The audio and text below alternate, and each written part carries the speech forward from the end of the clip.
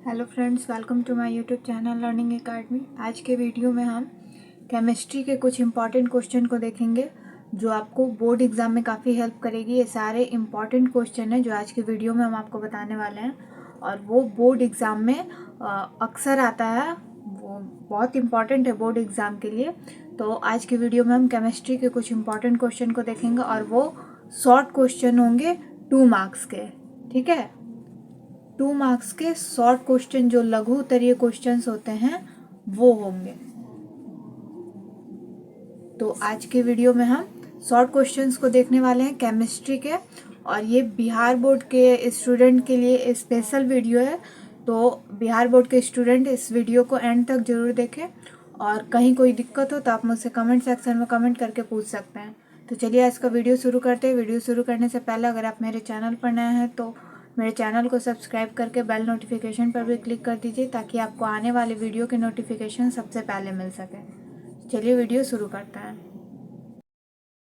तो फ्रेंड्स, आज के वीडियो का सबसे पहला क्वेश्चन है, वो है अवक्षेपण अभिक्रिया से आप क्या समझते हैं। ये क्वेश्चन बहुत इंपॉर्टेंट है और ये कुछ ईयर्स तक लगातार पूछा गया भी है बोर्ड एग्जाम में। तो इस क्वेश्चन को आप अच्छे से देख लीजिएगा कि अवक्षेपण अभिक्रिया से आप क्या समझते हैं। एक उदाहरण देकर समझाइए। इसका डेफिनेशन आपको बताना है कि अवक्षेपण अभिक्रिया है क्या। तो चलिए इसका आंसर देखते हैं। तो फ्रेंड्स, आपको यहाँ पे इस क्वेश्चन का आंसर दिख रहा है।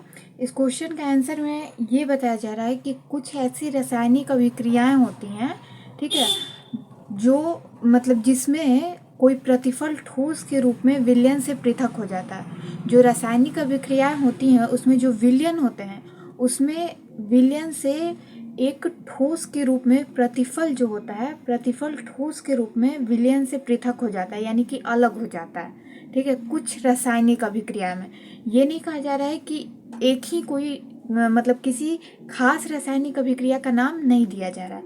कुछ ऐसी रासायनिक अभिक्रियाएं होती हैं जिनमें कोई प्रतिफल ठोस के रूप में विलयन जो होता है, जिस पे रासायनिक अभिक्रियाएं होती हैं जिस विलयन में, उस विलयन से वो पृथक हो जाता है। ठीक है, पृथक यानी कि अलग हो जाता है।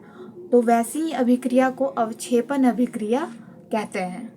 ठीक है, इसका आप यहाँ पे आपको उदाहरण भी देना है, तो उदाहरण देकर हम आपको समझा देते हैं तो आपको वो भी समझ में आ जाएगा, और जो उदाहरण देना है वो भी आप उसमें आंसर के तौर पर लिख सकते हैं। तो चलिए उदाहरण देखते हैं। तो फ्रेंड्स, उदाहरण के तौर पर हम यहाँ पे क्या करते हैं कि सोडियम क्लोराइड जो होता है उसका हम यहाँ पे विलयन लेते हैं। सोडियम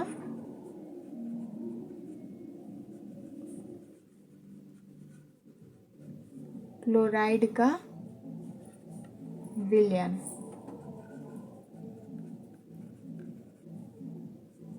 ठीक है, और सिल्वर नाइट्रेट का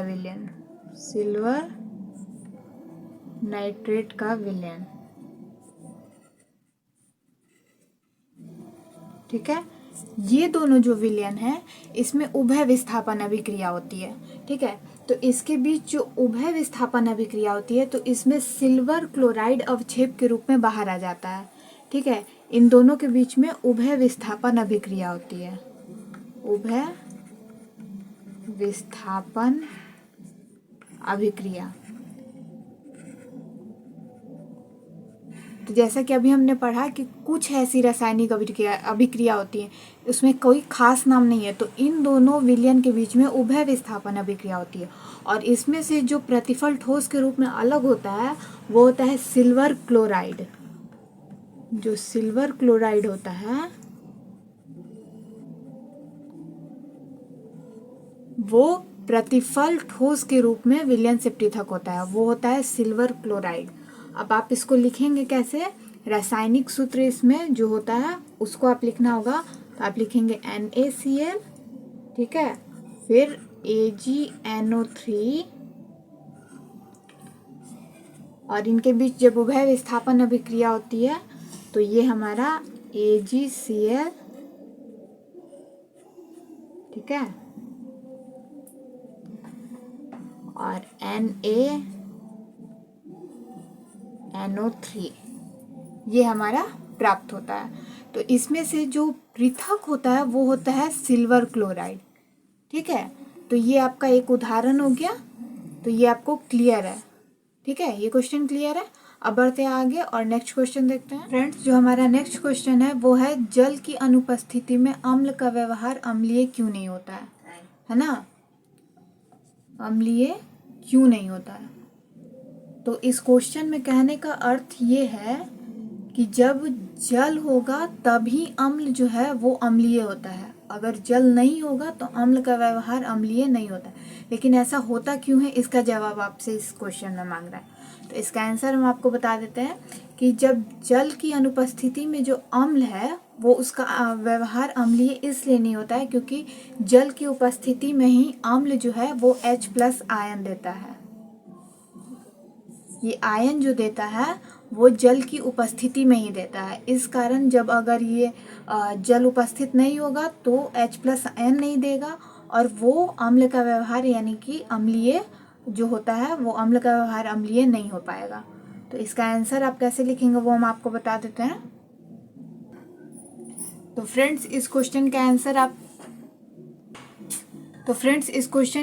आप इस तरह से लिखेंगे कि जल की अनुपस्थिति में अम्ल का व्यवहार अम्लीय नहीं होता है क्योंकि जल की उपस्थिति में ही अम्ल जो है वो H+ आयन देता है, क्योंकि जो H+ आयन होते हैं यही अम्ल की अम्लीय प्रकृति को प्रदर्शित करता है।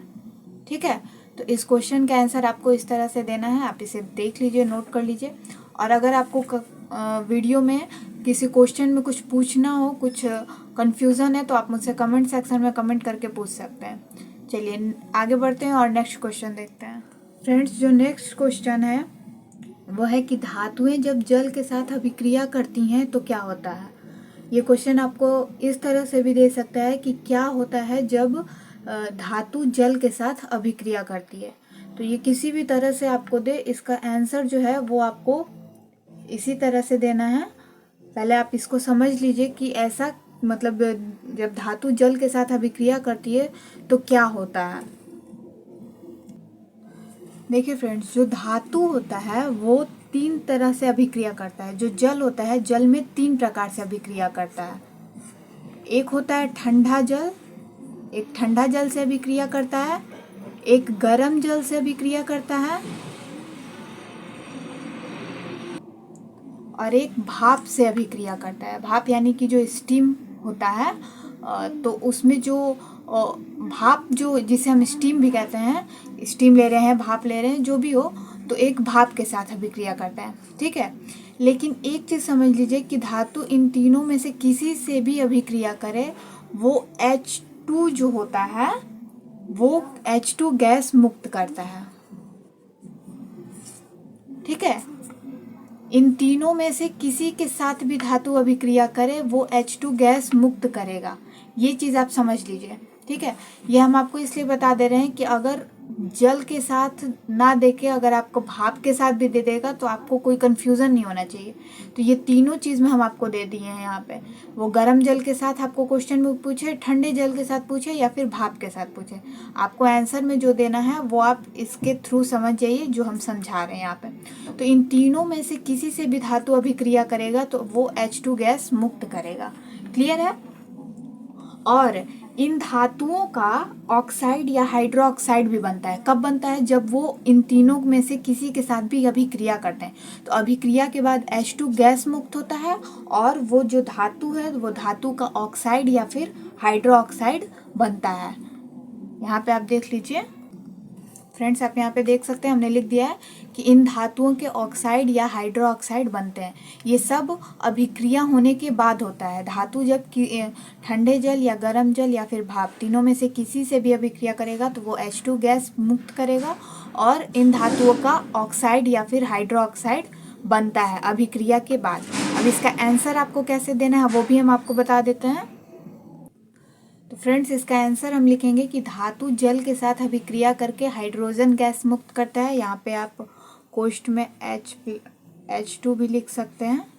ठीक है, मुक्त करता है तथा धातु ऑक्साइड बनता है।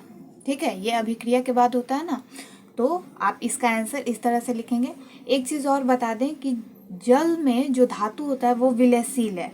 तो ऑक्साइड अगर जो होता है, जो ऑक्साइड होता है वो मतलब कि जल में घुलकर धातु हाइड्रोक्साइड प्रदान करता है। ठीक है, ये तो आपने देखा कि हमने आपको इसके पहले जो बताया था उसमें बताया था कि ऑक्साइड या हाइड्रोक्साइड बनता है अभिक्रिया के बाद। तो ऑक्साइड जो होता है वो जल में जो होता है, धातु जो है वो जल में विलयशील है, तो उस जो ऑक्साइड होता है वो जल में घुलकर धातु जो है वो हाइड्रोक्साइड प्रदान करता है। वो भी आप यहाँ पे लिख सकते हैं, तो यहाँ पे हम लिख देते हैं। तो फ्रेंड्स, ये जो लाइन है कि जल में धातु विलयशील है, ऑक्साइड इसमें और घुलकर धातु हाइड्रोक्साइड प्रदान करता है, तो ये लाइन भी आप आंसर में ज़रूर लिखिएगा पैराग्राफ को चेंज करके। ठीक है, ताकि इस पे चेक करने वाले का कॉपी जो चेक करे, जो भी पढ़े, तो उसका भी यहाँ पे ध्यान जाए। तो ये थोड़ा सा एक पॉइंट के रूप में है, ये अच्छा भी है, इस आंसर को क्लियरली बताता है, तो इसको आप ज़रूर लिखिएगा।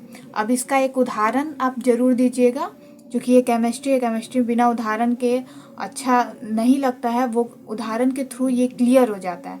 जैसा कि हमने आपको फिजिक्स में बताया था कि फिगर के थ्रू अगर किसी क्वेश्चन का आंसर देना है तो फिगर आप ज़रूर बनाइएगा। तो इसमें आप एक उदाहरण के तौर पर बताइए, ठीक है, कि जल के साथ अभिक्रिया करने पर क्या होता है। तो उदाहरण भी हम आपको बता देते हैं। तो फ्रेंड्स, यहाँ पे आप उदाहरण देखिए, सोडियम है, एक धातु है जो Na, सोडियम हो गया आपका, जल के साथ अभिक्रिया कर रहा है। ठीक है, अभिक्रिया करने के बाद ये आपका हो गया NaOH और H2 गैस मुक्त कर रहा है। ठीक है, तो यहाँ पे आपको इसे संतुलित भी करना होगा। तो संतुलित करने के बाद आप यहाँ पे लिखेंगे 2Na प्लस 2H2O और इधर आपका होगा 2NaOH प्लस H2, ये मुक्त कर रहा है। ठीक है, ये आपका संतुलित हो गया। तो ये एक उदाहरण हो गया। अब आपको एक दूसरा उदाहरण भी दे देते हैं, आप दोनों में से जो आपको अच्छा लगे, जो आपका मन हो, आप दोनों में से कोई भी उदाहरण दे सकते हैं। तो दूसरा उदाहरण हम आपको बता देते हैं। यहाँ पे हमने Ca लिया है प्लस 2H2O और इधर जब वो अभिक्रिया कर लेता है तब उसके बाद आपका बन जाएगा CaOH। ठीक है, यहाँ पे हो गया आपका 2 और यहाँ पे हो गया आपका H2 गैस मुक्त कर रहा है। ये संतुलित करके हमने आपको उदाहरण दिया है। क्लियर है?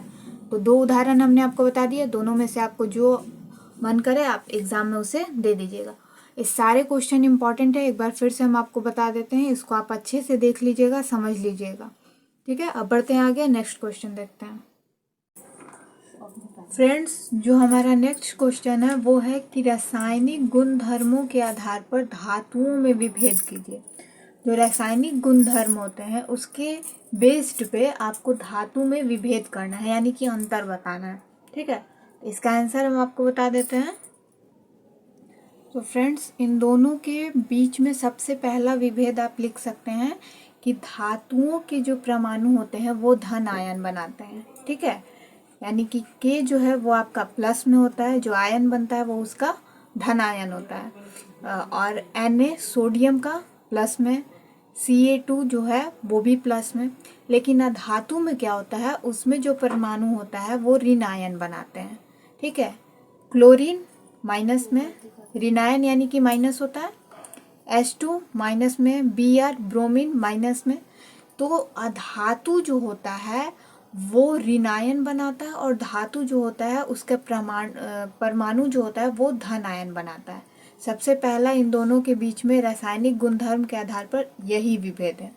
दूसरा जो इन दोनों के बीच में विभेद है यानी कि अंतर है, वो है कि धातुओं के जो ऑक्साइड होते हैं वो भास्मिक होते हैं, यानी कि अभिक्रिया करने के बाद जो धातु होता है वो अभिक्रिया करने के बाद ऑक्साइड जो होता है उसका वो भास्मिक होता है। ठीक है, लेकिन अधातु के ऑक्साइड जब अभिक्रिया कर लेते हैं तो ये अम्लीय हो जाता है। ठीक है, ये जल से अभिक्रिया करके अम्ल बनाते हैं। दोनों का उदाहरण भी आपको दिख रहा है यहाँ पे, Na2O प्लस H2O, ये आपका अभिक्रिया करके 2NaOH बनाता है और ये जो ऑक्साइड है ये भास्मिक होता है ना। यहाँ पे अधातु के ऑक्साइड जैसा कह रहा है, तो यहाँ पे आपको वो भी उदाहरण दिख रहा है, CO2 + H2O H2CO3, तो ये भास्मिक हो गया। तो ये दो अंतर आपको हमने बता दिया है। तीसरा जो इन दोनों के बीच में अंतर होता है वो होता है धातुएं जो होती हैं वो तनु अम्लों में घुलकर H2 गैस मुक्त करती हैं। जो धातु होता है वो जब तनु अम्लों में घुलकर मतलब घुलता है तो वो H2 गैस जो है वो आपका मुक्त करता है। उदाहरण के लिए आप यहाँ पे देख सकते हैं Zn जब H2SO4 से अभिक्रिया करता है तो ZnSO4 बनता है और H2 गैस मुक्त हो रहा है ना। ये चीज़ हमने आपको जो पहला दूसरा क्वेश्चन बताया था, पहला या दूसरा, इसके पहले जो एक क्वेश्चन आया था कि अम्ल अभिक्रिया में क्या होता है, जल से जब अभिक्रिया करती है तो क्या होता है, तो उसमें हमने आपको बताया था कि धातु जब तीनों में से ठंडा जल, गर्म जल या फिर भाप, तीनों में से किसी से भी अभिक्रिया करता है तो वो H2 गैस मुक्त करता है। तो धातु जो होता है वो जब तनु अम्लों में घुल जाता है, धातुएं जो होती हैं वो तनु अम्लों में घुलकर H2 गैस मुक्त करती हैं। लेकिन अधातु में ऐसा नहीं होता है। अधातु जो होता है वो तनु अम्ल से अभिक्रिया नहीं करती है, ठीक है। लेकिन इसमें एक चीज़ और इम्पॉर्टेंट है, वो ये है कि इसमें कुछ धातुएं जो होती हैं, कुछ धातुएं ऐसा नहीं करती हैं, यानी कि अम्लों में घुलकर H2 गैस मुक्त नहीं करती है।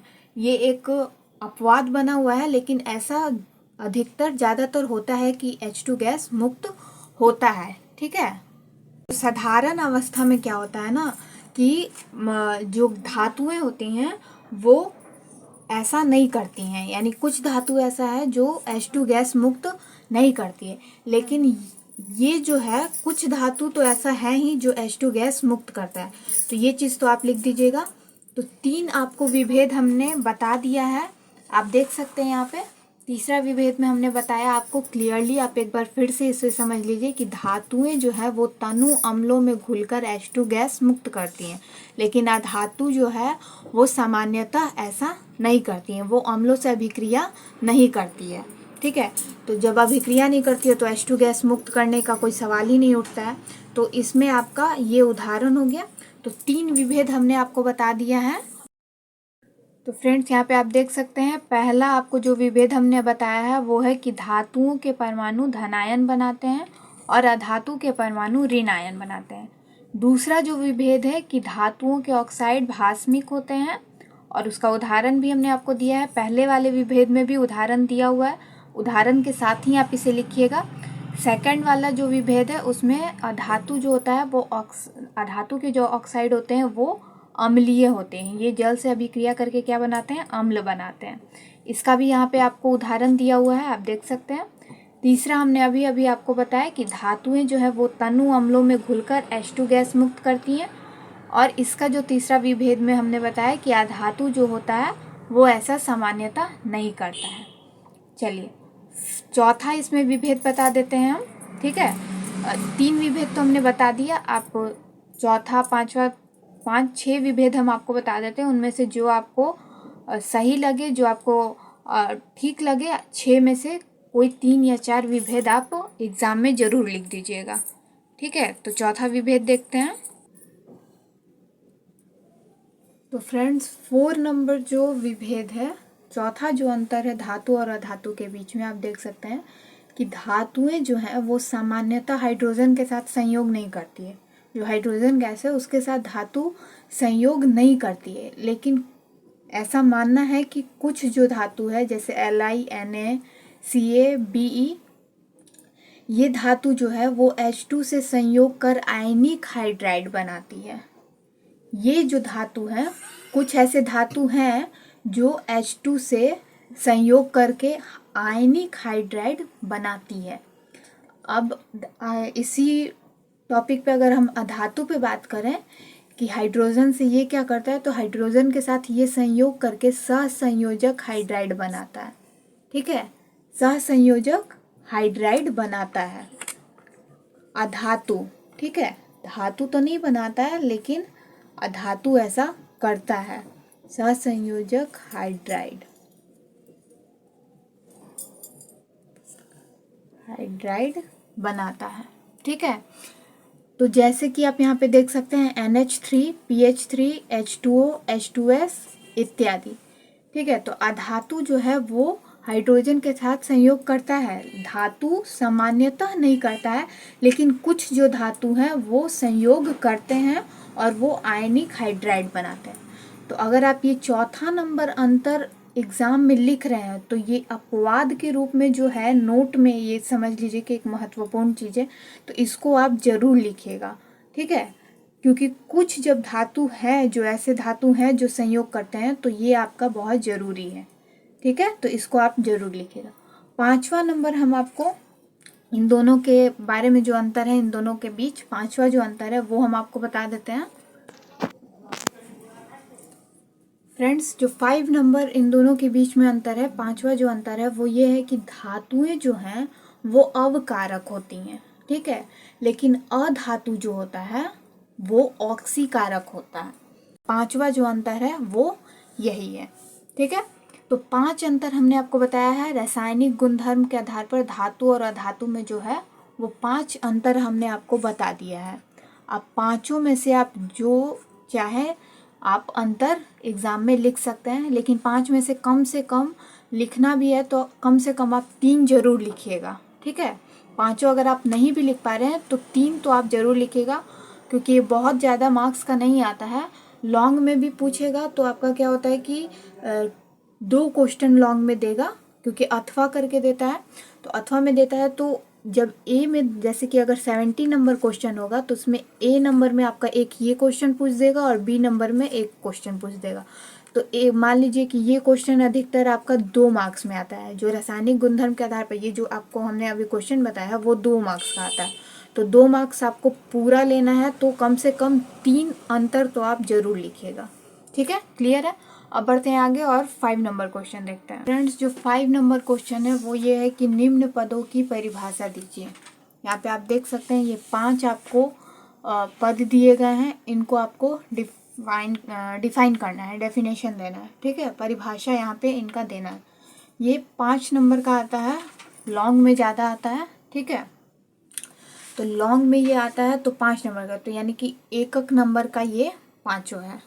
ठीक है, एकक नंबर का, तो फिर भी आपको इसके बारे में बताना है, क्योंकि ये बोर्ड एग्जाम है तो इसको क्लियरली बता दीजिएगा। ठीक है, तो वो हम आपको यहाँ पे बता देते हैं। सबसे पहला है खनिज, है ना। खनिज का डेफिनेशन जो होता है, तो फ्रेंड्स यहाँ पे आप देख सकते हैं कि खनिज का डेफिनेशन जो दिया हुआ है, यहाँ पे हमने लिखा है कि पृथ्वी की परत में, जो पृथ्वी की लेयर्स हैं उसमें विद्यमान धातु युक्त ठोस पदार्थ, जो धातु जिसमें होता है धातु युक्त ठोस पदार्थ होता है, यानी कि उस खनिज होता है उसमें धातु जो है वो विद्यमान होता है, तो वो ठोस होता है। ठीक है, सॉलिड एक पदार्थ होता है जिसे आप तत्व या यौगिक भी कह सकते हैं, उसी को हम खनिज कहते हैं। जैसे कि सोडियम क्लोराइड NaCl। तो खनिज का डेफिनेशन आपने देख लिया कि पृथ्वी की लेयर्स में जो धातु युक्त ठोस पदार्थ विद्यमान है उसी को हम खनिज कहते हैं। ठीक है, उदाहरण में आप दे दीजिएगा सोडियम क्लोराइड। अब बढ़ते हैं आगे। दूसरा है हमारा अयस्क। अयस्क किसे कहते हैं, यहाँ पे आप उसका डेफिनेशन देख सकते हैं।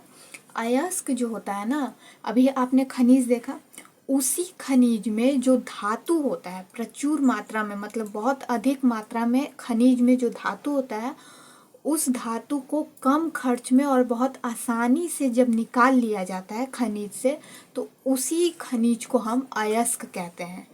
जिस खनिज में धातु विद्यमान होता है और उस धातु को कम खर्च में और आसानी से उस धातु को प्राप्त किया जा सकता है उस खनिज से, तो उस खनिज को हम अयस्क कहते हैं। तो फ्रेंड्स, अगर हम यहाँ पे उदाहरण देखें तो उदाहरण में जो बॉक्साइट है और मिट्टी दोनों एल्यूमिनियम के खनिज हैं। ठीक है, तो अयस्क किसे कहा है कि खनिज में धातु होना चाहिए, तो बॉक्साइट से ही जो है एल्यूमिनियम धातु कम खर्च में एवं सरलता से प्राप्त हो सकती है। बॉक्साइट जो है वो बॉक्साइट से ही एल्यूमिनियम धातु, एल्यूमिनियम आपका धातु हो गया और बॉक्साइट क्या हो गया हमारा एक खनिज हुआ। तो इस खनिज से हमें ये धातु मिलता है। तो ये जो खनिज हमारा है बॉक्साइट, यही हमारा अयस्क हो गया, है ना। क्योंकि कह रहा है कि जिस खनिज में प्रचुर मात्रा में धातु विद्यमान हो, तो एल्यूमिनियम हमें बॉक्साइट से मिल रहा है, तो बॉक्साइट हमारा क्या हो गया, अयस्क हो गया। यानी कि जिससे हमें धातु मिल रहा है वो हमारा अयस्क हो रहा है, अयस्क हमारा वही हो जाता है। तो हमें यहाँ पे एल्यूमिनियम किससे मिल रहा है, बॉक्साइट से मिल रहा है ना। तो बॉक्साइट हमारा क्या हो गया, अयस्क हो गया। क्लियर है। चलिए अब बढ़ते हैं आगे। तो फ्रेंड्स अयस्क के बाद था हमारा गैंग। गैंग किसको कहते हैं कि पृथ्वी की परत से जो अयस्क प्राप्त होता है उस अयस्क में बहुत तरह के अवांछनीय पदार्थ होते हैं, ठीक है। जैसे खेतों में खरपतवार जो होता है उसी तरह से अयस्कों में कुछ अवांछनीय पदार्थ होते हैं, जैसे बालू होता है, कंकड़ होता है या मिट्टी के टुकड़े होते हैं, तो वही उसमें मिश्रित रहते हैं। तो ये पदार्थ जो है, मिश्रित पदार्थ जो है वही आपका गैंग कहलाता है, ठीक है। नेक्स्ट जो हमारा है वो है निस्तापन। निस्तापन किसे कहते हैं, तो फ्रेंड्स जो निस्तापन है, निस्तापन और भर्जन दोनों जो है वो एक दूसरे के विपरीत है, अपोजिट है, ठीक है। जो निस्तापन में हो रहा है भर्जन में वो नहीं हो रहा है, ठीक है, वो उसका उल्टा है। पहले आप निस्तापन समझ लीजिए। निस्तापन जो है वो उसमें क्या होता है कि जो अयस्क होता है उसको उच्च ताप पर, ठीक है, वायु की अनुपस्थिति में, निस्तापन में अयस्क को उच्च ताप पर वायु की अनुपस्थिति, यानी कि उसमें वायु नहीं होता, किसमें, निस्तापन में, या फिर अपर्याप्त आपूर्ति में, ठीक है, उसके द्रव्यनांक से कम ताप पर, जो अयस्क का द्रव्यनांक होता है उससे कम ताप पर गर्म कर धातु को उसके ऑक्साइड में परिवर्तित करने की प्रक्रिया निस्तापन कहलाती है, ठीक है। निस्तापन में क्या होता है, अयस्क को उच्च ताप पर वायु की अनुपस्थिति में, लेकिन जो अयस्क का द्रव्यनांक है उससे कम ताप पर, उच्च ताप है लेकिन उसका जो द्रव्यनांक है उससे कम होना चाहिए उसका ताप, उस पे उसको गर्म करके और वायु की उपस्थिति में गर्म किया जाता है, और जो उसको ऑक्साइड में परिवर्तित होता है, यानी कि जो ऑक्साइड में उसका परिवर्तित करने का प्रोसेस है उसी को हम निस्तापन कहते हैं। भर्जन में इसका ठीक उल्टा है, वो आप देख लीजिए। फ्रेंड्स आप यहाँ पे भर्जन देख सकते हैं। भर्जन में क्या है कि सल्फाइड अयस्कों को वायु की पर्याप्त आपूर्ति की स्थिति में, इसमें जो सल्फाइड अयस्क होते हैं उसको वायु की पर्याप्त आपूर्ति, उसमें अपर्याप्त आपूर्ति था, निस्तापन में अपर्याप्त आपूर्ति था, इसमें पर्याप्त आपूर्ति चाहिए और इसमें वायु की उपस्थिति भी जरूरी है, और तीव्रता से गर्म करके धातु को ऑक्साइड में, क्योंकि निस्तापन में भी धातु को ऑक्साइड में ही परिवर्तित करना था, लेकिन इसमें वायु की उपस्थिति जरूरी है, इसमें वायु होता है, किसमें, भर्जन में। तो इसी प्रक्रिया को हम भर्जन कहते हैं, ठीक है। तो ये पांचवा जो क्वेश्चन था जिसमें हमने आपको जो पद दिया था उसको डिफाइन करना था, हमने आपको बता दिया। नेक्स्ट जो है वो क्वेश्चन नहीं है, ठीक है, प्रश्न नहीं है, वो क्वेश्चन नहीं है। उसमें क्या है, हम आपको इसके बाद वाला इसके बाद जो हम आपको बताने वाले हैं उसमें कुछ पदार्थ हैं जिसमें जो अम्ल पाया जाता है वो बहुत इम्पॉर्टेंट है। वो हम आपको इसलिए बता रहे हैं क्योंकि एक पदार्थ का हमने आपसे कम्युनिटी में पूछा था जिसमें बहुत बच्चों ने गलत जवाब दिया था, तो उसको हम आपको इसके बाद बता रहे हैं। तो उस चीज़ को आप अच्छे से देख लीजिएगा। और उस कुछ पदार्थ हैं, 10 लगभग पदार्थ हैं जिसमें जो अम्ल पाया जाता है, उसमें से कुछ पदार्थों को एग्ज़ाम में पूछता है, तो आप उन पदार्थों को अच्छे से नोट करके याद कर लीजिएगा। तो फ्रेंड्स पदार्थ में जो अम्ल पाया जाता है, पदार्थ में जो अम्ल पाया जाता है उस अम्ल को हम आपको नेक्स्ट जो 5 क्वेश्चन हमने बता दिया आज के वीडियो में, हमने 5 क्वेश्चंस को देखा है और उसका सॉल्यूशन भी देखा। तो इसके बाद 5 के बाद हम आपको कोई क्वेश्चन नहीं बता रहे हैं, बस ये इम्पॉर्टेंट है, इसलिए बता दे रहे हैं क्योंकि ये आपको एग्ज़ाम में आ सकता है। ठीक है, मुझे लगा कि ये आपको बताना चाहिए तो हम आपको बता देते हैं। कुछ पदार्थ होंगे और उसमें जो अम्ल पाया जाता है वो हम आपको बता रहे हैं, तो उनको आप अच्छे से देख लीजिएगा, याद कर लीजिएगा, क्योंकि उसमें से आपको एग्ज़ाम में ज़रूर पूछेगा। ठीक है, चलिए उन पदार्थों को हम देखते हैं। तो फ्रेंड्स, जो हम इम्पॉर्टेंट चीज़ के बारे में बात कर रहे थे वो ये था कि कुछ जो ऐसे पदार्थ होते हैं जिसमें हम कुछ जो अम्ल पाए जाते हैं, कुछ पदार्थ में जो अम्ल पाए जाते हैं वो बहुत इम्पॉर्टेंट है। एग्ज़ाम में ये आपको ऑब्जेक्टिव के तौर पे पूछ सकता है। इसमें से एक क्वेश्चन हमने आपसे पूछा था कम्युनिटी में कि इमली में कौन सा अम्ल पाया जाता है, तो बहुत लोगों ने गलत इसका जवाब दिया था, उसमें टार्टरिक अम्ल पाया जाता है। ठीक है, तो यहाँ पे आप देख सकते हैं इसमें से जो यहाँ पे आपको 4 दिख रहे हैं और नीचे लिखा हुआ है, तो हम आपको वो भी दिखा देंगे, लेकिन इनमें से जो इम्पोर्टेंट है इमली का ज़रूर पूछता है, संतरा या नींबू का रस आपको ये एग्ज़ाम में ज़रूर पूछेगा कि इनमें कौन सा अम्ल पाया जाता है।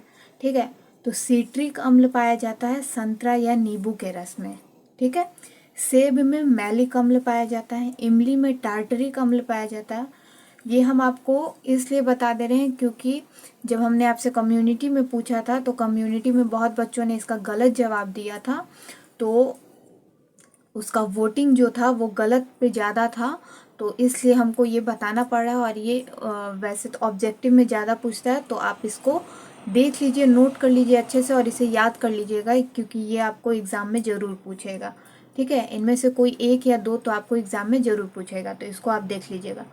तीसरा इमली में हमने आपको बता दिया टार्टरिक अम्ल होता है। चौथा है आपका सिरका, सिरका में होता है एसिटिक अम्ल। ठीक है, पांचवा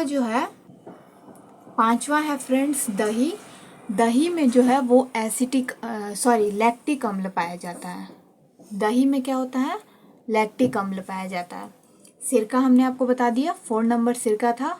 5वां है दही, दही में लैक्टिक अम्ल पाया जाता है।